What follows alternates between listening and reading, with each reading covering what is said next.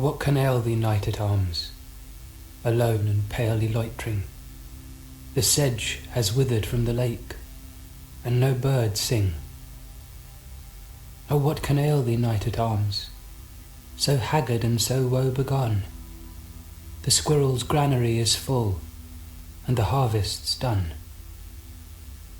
I see a lily on thy brow, with anguish moist and fever dew, and on thy cheeks a fading rose fast withereth too.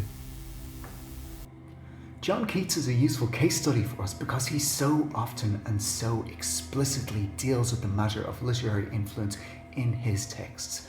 For starters, Keats is a poet of the second generation of Romanticism, which means that he was born around 20 years after Wordsworth and Coleridge were born and started publishing around 20 years after they started publishing their works. He was a self-professed disciple of William Shakespeare and Dante, and he was a devotee of the classical tradition. But Keats was also explicitly insecure about his debt to literary influences, feeling unworthy of his predecessors. The second generation of Romantics generally had mixed feelings towards the first generation. Writers like Keats, the Shelleys, and Byron felt that authors such as Wordsworth, Coleridge, and Robert Southey had betrayed the radical politics of their youth to become old, boring, and conservative. So these are examples of writers trying to emulate the creative genius of their predecessors without making some of the same mistakes. And you'll notice an implication that politics and creativity are somehow inseparable, that radical politics would mean better poetry and conservative politics would mean bad poetry, which did seem to play out in the later compositions of Wordsworth. As to whether the second generation would have made the same mistakes, we'll never know. So many of them died young. Keats before the age of 26 from consumption, Percy Bysshe Shelley at the age of 29 drowned in Italy, and Byron at the age of 36, having joined the fight for Greek independence from Ottoman rule, died of a fever in the north of Greece.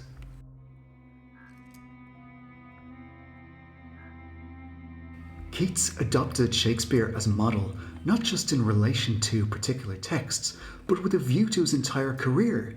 He wanted to progress from writing short poems to longer narrative poems to writing plays, simply because that is the way Shakespeare had done it. As a schoolboy, Keats translated Virgil's epic poem, the Aeneid, from Latin. Yet later in life, one of Keats's close friends would say that the poet had no classical attainment. Why? Because Keats hadn't studied Greek.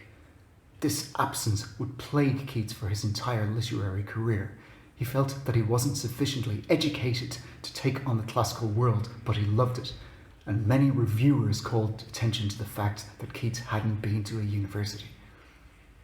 The classical tradition didn't just mean old books. It was newly topical in Keats's lifetime with the arrival of a series of sculptures that had been removed from the Acropolis in Athens. This caused debate over who was entitled to own or possess the classical tradition. Dante's Divine Comedy crops up a lot in Keats's works as an influence too. The Divine Comedy is the paradigmatic work about a tour of the afterlife, that Dante describes a vision in which the poet Virgil guides him around hell, purgatory, and heaven. He meets the dead, they tell them what they've done in life, and how their particular states of bliss or punishment correspond to the things they did when they were alive. Keats uses this as a device in his narrative poems sometimes, the poems that tell stories. We see versions of a person encountering something like a ghost who recounts a tale. And I think that's an important model for La Belle Dame sans Merci, that we could view the Knight at Arms, for one thing, as a kind of ghost in the Dantescan tradition, telling the story of why he is in the place he is in his terrible state. I met a lady in the meads, full beautiful, a fairy's child. Her hair was long, her foot was light, and her eyes were wild.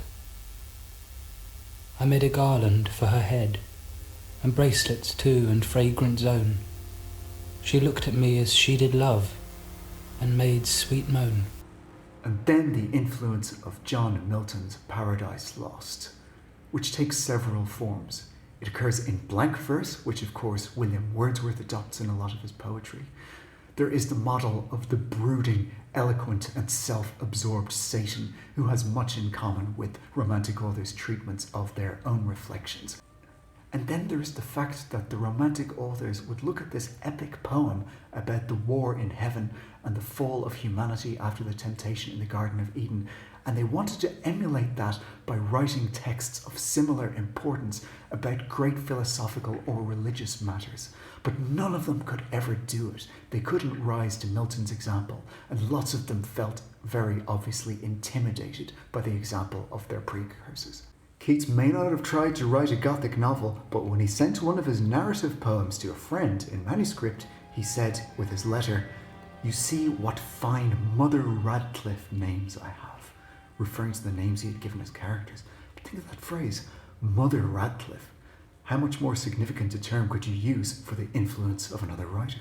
Keats tried to emulate specific models at different times. He tried to write an epic poem like Milton had done. It was called Endymion. It was set in classical antiquity. The reviewers ridiculed the text, making fun of the fact that Keats felt entitled to write about ancient Greece without having learned Greek himself.